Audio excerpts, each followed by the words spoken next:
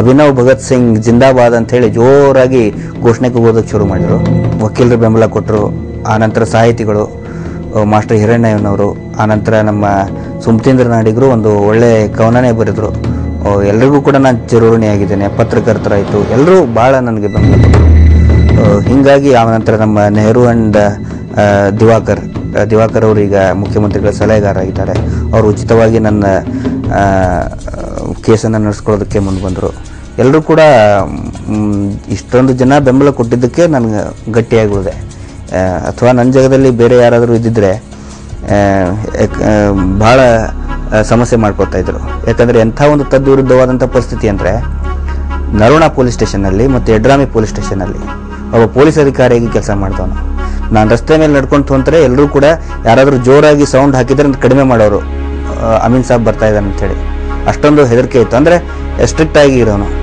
ನನ್ನನ್ನು ಅರೆಸ್ಟ್ ಆದ ನಂತರ ಅದೇ ಜಾಗಕ್ಕೆ ಕೈಗೆ ಮತ್ತು ಕಾಲಿಗೆ ಬೇಡಿ ಹಾಕಿ ಅದೇ ದಾರಿಯಲ್ಲೇ ನಡೆಸ್ಕೊಂಡು ಹೋಗಿದ್ದಾರೆ. ನನ್ನ ಮನಸ್ಸು ಹೇಗಾಗಿರ್ಬೋದು. ಯಾವ ಜನರು ನನ್ನ ಕಂಡ್ರೆ ಒಂದು ಭಯ ಭಕ್ತಿಯಿಂದ ನೋಡ್ತಾ ಇದ್ರು, ಒಬ್ಬ ಪೊಲೀಸ್ ಆಫೀಸರ್ ಅಂತ ನೋಡ್ತಾ ಇದ್ರು. ಅದೇ ಪೊಲೀಸ್ ಸ್ಟೇಷನ್ಗೆ ಅಲ್ಲಿನೇ ಹೋಗಿ ನಂದು ಪಂಚನಾಮೆ ಮಾಡಿದ್ರು ಅಪರಾಧಿ ಅಂತೇಳಿ. ಯಾರೂ ಈ ಎದುರಿಸದೇ ಇರುವಂಥ ಪರಿಸ್ಥಿತಿಗಳನ್ನು ಎದುರಿಸ್ಕೊಂಡು ಬಂದಿದ್ದೇನೆ.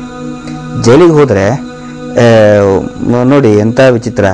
ಜೈಲಿಗೆ ಹೋದರೆ ಎಲ್ಲರೂ ಕೂಡ ಕ್ರಿಮಿನಲ್ ಹೆಂಗೆ ಜೈಲಿಗೆ ಹಾಕ್ತಾರಲ್ಲ, ನಾನು ಜೈಲಿಗೆ ಹೋದರೆ ಅಲ್ಲಿರೋ ಕೈದಿಗಳೆಲ್ಲ ನಾನು ರಿಸೀವ್ ಮಾಡ್ಕೊಳ್ಳೋದಕ್ಕೆ ಒಂದು ದೊಡ್ಡದೊಂದು ಸಂಘಾನೆ ಮಾಡ್ಕೊಂಡಿದ್ರು.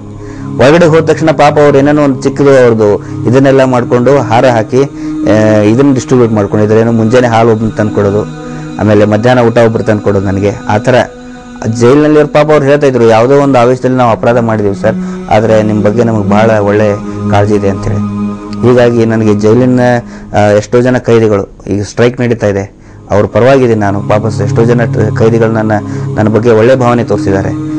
ಅವರು ಕೂಡ ಬೇಗ ಬಿಡುಗಡೆ ಆಗಲಿ ಅಂತ ಹೇಳಿ ನಂದು ಒಂದು ಮನಸ್ಸಿದೆ. ಮೊನ್ನೆ ಉಮೇಶ್ ಕತ್ತಿಯವ್ರಿಗೆ ನಾನು ಭೇಟಿಯಾಗಿ ಯಾರು ರಿಫಾರ್ಮೇಷನ್ ಆಗಿದ್ದಾರೆ ಅವ್ರನ್ನ ಆದಷ್ಟು ಬೇಗ ಹೊರಗಡೆ ಕಳಿಸ್ಕೊಡಿ ಅಂತ ಕೂಡ ನಾನು ಕೇಳ್ಕೊಂಡಿದ್ದೇನೆ. ಬಿಡುಗಡೆ ಆದ ನಂತರ ಆಳಂದ ನೋಡಿ ಪರಿಸ್ಥಿತಿ ಹೆಂಗಿದೆ. ನಂದು ಪ್ರಾರಂಭ ಮಾಡಿದ್ದು ಆಳಂದ ಸರ್ವಿಸು. ನಂದು ಸರ್ವಿಸ್ ಮುಕ್ತಾಯ ಆಗಿದ್ದು ಕೂಡ ಆಳಂದ, ಅಂದರೆ ನರೋಣ, ಅಲ್ಲಿ ಮುಕ್ತಾಯ ಆಗಿದ್ದು. ನಾನು ಜೈಲಿಂದ ಹೊರಗಡೆ ಬಂದು ಮೇಲೆ ಮತ್ತು ಅದೇ ಪ್ರದೇಶಕ್ಕೆ ಹೋದೆ. ನಾನೇನು ಮುಜುಗರ ಮಾಡ್ಕೊಳ್ಳಿಲ್ಲ, ನಾಚಿಕೆ ಪಟ್ಕೊಳ್ಳಿಲ್ಲ.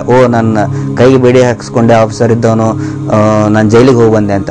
ಮತ್ತು ಬಿಡುಗಡೆ ಆದ ತಕ್ಷಣ ಆ ಪ್ರದೇಶಕ್ಕೆ ಹೋದೆ, ನರೋಣಕ್ಕೆ ಹೋದೆ. ಆಳಂದಕ್ಕೆ ಹೋದರೆ ಸಾವಿರಾರು ಜನ ಬಂದಿದ್ದರು. ಅವ್ರು ಹಾಕಿದ್ದ ನನಗೆ ಶಾಲು ನೋಡಿದ್ರೆ ಆ ಭಾಗದಲ್ಲಿ ಒಂದು ಪದ್ಧತಿ ಇದೆ, ಹಾರದ ಜೊತೆಗೆ ಶಾಲು ಕೂಡ ಹಾಕ್ತಾರೆ. ಹಾಕಿದ ಶಾಲು ಇಡೀ ಒಂದು ದೊಡ್ಡ ಟ್ರಕ್ ತುಂಬುವಷ್ಟು ಇದನ್ನಾಗಿತ್ತು. ಅಷ್ಟೊಂದು ಅಭಿಮಾನ ಜನರಿಗೆ. ಯಾರು ಮಾಡ್ತಾರೆ? ಯಾರಿಗೆ ಅಷ್ಟೊಂದು ಧೈರ್ಯ ಇದೆ? ಇವತ್ತು ಇಡೀ ಕರ್ನಾಟಕದ ಇತಿಹಾಸದಲ್ಲಿ ತಗೊಳ್ಳಿ, ಯಾವ ಜಾಗದಲ್ಲಿ ಕೆಲಸ ಮಾಡಿದ್ನೋ, ಒಂದು ಒಳ್ಳೆ ಹೆಸರು ತಗೊಂಡಿದ್ನೋ, ಒಂದು ರಿವಾರ್ಡ್ ತಗೊಂಡಿದ್ನೋ, ಅದೇ ಜಾಗದಲ್ಲಿ ಒಬ್ಬ ಅಪರಾಧಿಗೆ ಕೈಗೆ ಕಾಲಿಗೆ ಬೇಡಿ ಹಾಕಿಸ್ಕೊಂಡು ಜೈಲಿಗೆ ಹೋಗಿ ಜೈಲಿನಿಂದ ಬಿಡುಗಡೆ ಆದ ನಂತರ ಅದೇ ಪ್ರದೇಶಕ್ಕೆ ಬಂದು ಇಡೀ ಜನರ ಜೊತೆಗೆ ಬೆರೆತ್ಕೊಂಡು ಅವ್ರ ಜೊತೆಗೆ ಸನ್ಮಾನ ಮಾಡಿಸ್ಕೊಂಡಂಥ ಉದಾಹರಣೆ ಇಡೀ ಕರ್ನಾಟಕದಲ್ಲಿ ಎಲ್ಲಿದೆ? ಅಂದರೆ ಎಲ್ಲವನ್ನೂ ಕೂಡ ಈ ಒಂದಿಷ್ಟು ವಯಸ್ಸಿನಲ್ಲಿ ನಾನು ನೋಡ್ಬಿಟ್ಟೆ. ಎಷ್ಟೊಂದು 2, 3, 4 ವರ್ಷದಲ್ಲಿ ಜೈಲಿಗೆ ಹೋದೆ, ಪೊಲೀಸ್ ಆಫೀಸರ್ ಅದೇ, ಕೈಗೆ ಕಾಲಿಗೆ ಬೇಡಿ ಹಾಕಿಸ್ಕೊಂಡೆ, ಇಡೀ ಊರು ಸುತ್ತಾಡಿದೆ.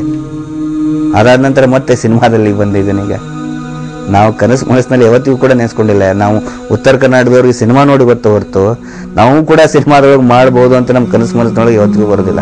ಯಾಕಂದರೆ ಅಷ್ಟೊಂದು ಹಿಂದುಳಿದವ್ರು ನಾವು. ನನಗೇನು ಪಶ್ಚಾತ್ತಾಪ ಇಲ್ಲ. ನಮ್ಮ ತಂದೆ ಈಗೂ ಕೂಡ ಹೇಳ್ತಾ ಇದ್ದಾರೆ, ಇಷ್ಟೊತ್ತಿಗಿದ್ರೆ ಸರ್ಕಲ್ ಇನ್ಸ್ಪೆಕ್ಟರ್ ಆಗ್ತಿದ್ದೆ ಅಂತ ಹೇಳಿ.